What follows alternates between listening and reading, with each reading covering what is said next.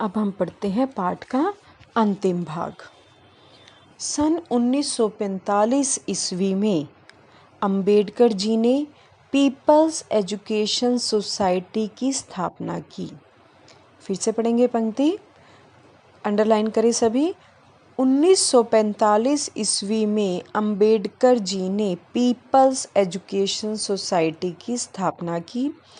इस संस्था ने समाज सेवा के अनेक कार्य करने के साथ साथ 1946 ईस्वी में सिद्धार्थ कॉलेज खोला।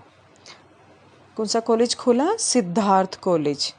इस कॉलेज ने शिक्षा के जरिए जन जागरण का महत्वपूर्ण कार्य किया। स्वतंत्रता प्राप्ति के बाद स्वतंत्र देश का, ये पूरा पैराग्राफ आपको रेखांकित करना है यानी अंडरलाइन करना है, बहुत महत्वपूर्ण पद है ये पूरा।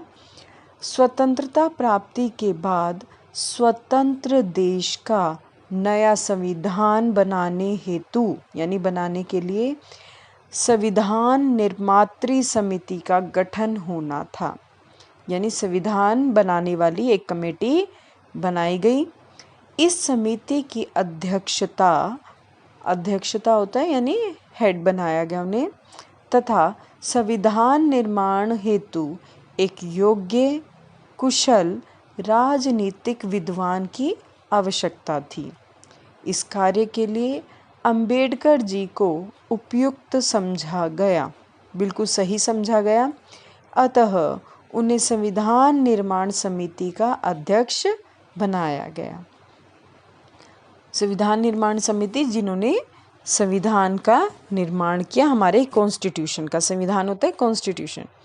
अंबेडकर जी ने अपनी बौद्धिक कुशलता से ऐसा अनोखा संविधान बनाया कि उसे देखकर देश विदेश के सभी राजनीतिक विशेषज्ञ आश्चर्यचकित हो गए। आपको एक बात पता है, जो हमारा देश, हमारे भारत देश का जो संविधान है वो दुनिया का सबसे बड़ा और एकमात्र लिखित संविधान है। सभी देशों में मुख्य रूप से मौखिक संविधान चलता है, किंतु हमारे भारत देश में यह लिखित रूप में भी है। आप चाहें तो आपको इसकी एक प्रतिलिपि यानी एक कॉपी भी प्राप्त हो सकती है। अंबेडकर द्वारा रचित भारतीय संविधान की गणना विश्व के श्रेष्ठतम संविधानों में की जाती है।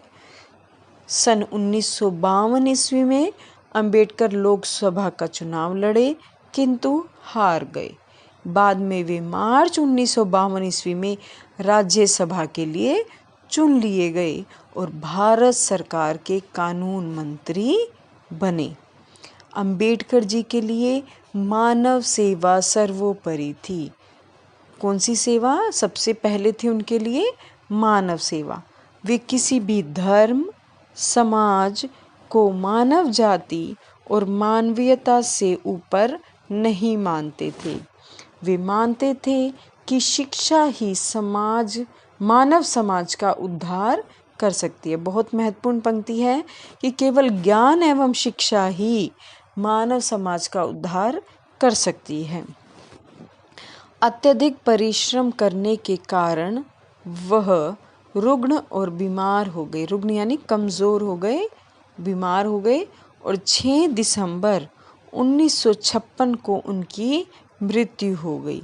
देश के नव निर्माण में अंबेडकर जी के योगदान के लिए भारत सरकार ने सन 1990 ईस्वी में उन्हें मरणोपरांत यानी मरण जमा उपरांत यानी मरने के बाद भारत रत्न की उपाधि से सम्मानित किया गया।